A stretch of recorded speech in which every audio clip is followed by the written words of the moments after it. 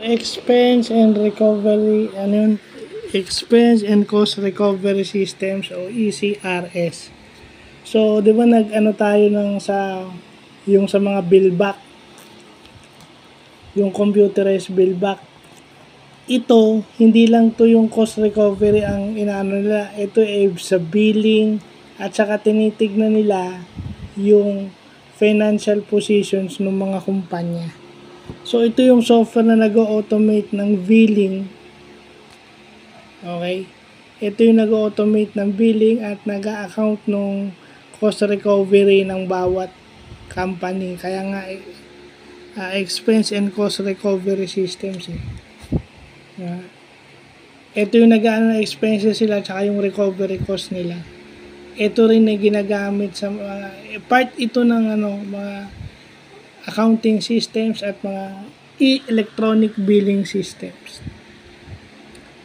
Na kasi kadalasan sa atin ginagawa na natin using a certain programming language, Python, PHP or Java halimbawa, di ba? Parang ginawa natin sa Java, ang ganda, di ba? Tapos minsan doon lang tayo nakapokus sa trabaho natin, hindi nga natin alam kung ano yung tawag, yung concept nga na yung cost recovery at saka yung expense, hindi natin binibigyan ng diin yun.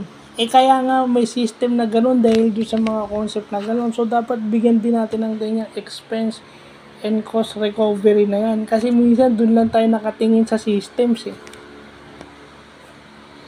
Kasi ang tanong, hindi nyo naman trabaho. Unang-una, hindi kayo gagawa ng system na hindi nyo alam yung pasikot-sikot.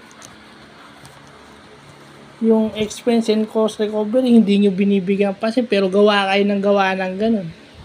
Di ba? Kasi ang sasabihin nyo lang sa inventory, yung pinakasimpleng definition, magbabawas.